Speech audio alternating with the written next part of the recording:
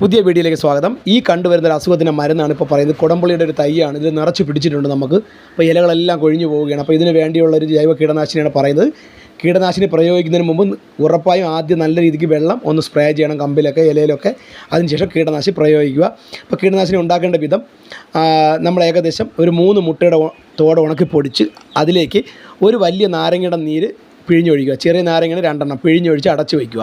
ഒരു ദിവസം കഴിഞ്ഞ് അതിലേക്ക് ഒരു അടപ്പ് വിനെഗറും 5 ml വരുന്ന വിനെഗറും ഒരു 5 ഗ്രാം അല്ലെങ്കിൽ 10 ഗ്രാം സോഡാപ്പൊടിയും കൂടെ മിക്സ് ചെയ്ത് നല്ലതുപോലെ മിക്സ് ചെയ്തതിന് ശേഷം ആ ഉള്ള നീര് ചെറുതായി ഒരു തുണിയിൽ അരിച്ചെടുക്കുക. നല്ലതുപോലെ പിഴിഞ്ഞ് അരിച്ചെടുക്കുക. അരിച്ചെടുത്തിട്ട് 1 ലിറ്റർ വെള്ളത്തിൽ മിക്സ് ചെയ്യുക. 1 ലിറ്റർ വെള്ളത്തിൽ മിക്സ് ചെയ്തിട്ട് നമ്മൾ ആഴ്ചയിൽ 2 പ്രാവശ്യം ഇതിൽ അടിച്ചു കൊടുക്കുകയാണെങ്കിൽ, അല്ല ആഴ്ചയിൽ 1 ദിവസവും മതി, അടിച്ചു കൊടുക്കുകയാണെങ്കിൽ നിശേഷം മാറും. അപ്പോൾ നിങ്ങളെല്ലാവരും ചെയ്ത് നോക്കുക. പ്രത്യേകിച്ച് സൈഡ് എഫക്റ്റോ ചെടിക്ക് കേടുകളോ ഒന്നും വരത്തില്ല. മൂട്ടിൽ വീണ് പോയാലും ഇത് വളമാണ്.